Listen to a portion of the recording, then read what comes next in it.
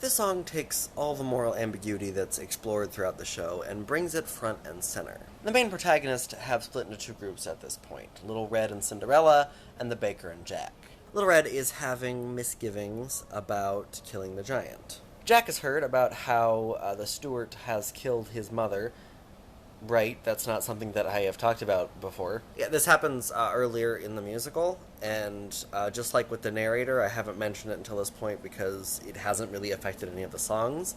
But basically what happens is earlier in the musical, when people still don't know where Jack is, Jack's mother is antagonizing the giant because, the giant wants to kill her son, and the steward, in an attempt to get her to stop, hits her over the head, probably harder than he originally meant to try to get her to stop talking, and it works a little too well, and she unfortunately passes away. And so at this point in the musical, Jack finally finds that out because the baker tells him, and he immediately decides that once this whole thing is over, he's going to go find the steward, and he's going to kill him back to avenge his mom. Baker and Cinderella then sing this song in an attempt to comfort them, and hopefully turn Jack away from a life of vengeance.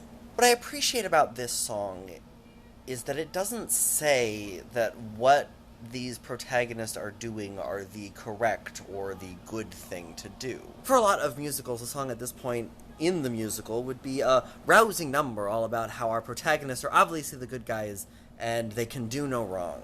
In the Woods decidedly does not do that. The basic gist of this song is that no one is purely good or purely evil, or at least most people are not purely good or purely evil. People are people. They make mistakes, and instead of berating people for those mistakes, we should acknowledge them, learn from them, and then move on.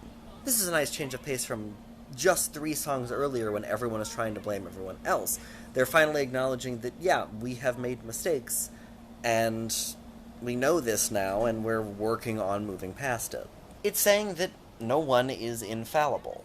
The basic, I guess you could say, message at the end of the song is just that you have to come to your own decisions, your own conclusions. You have to consider everybody in the equation. No one is truly alone. You yourself are not alone, and the people who you are against are also not alone. And they're not saying it's easy. They're just saying that's a decision that you yourself have to make. So the song is not necessarily a happy one, and it's certainly not one with a concrete good versus evil message. But it's a good song, and it emphasizes the themes of this show perfectly. So that is it for this week's song. Tune in next week for next week's song. See you then. No one is alone.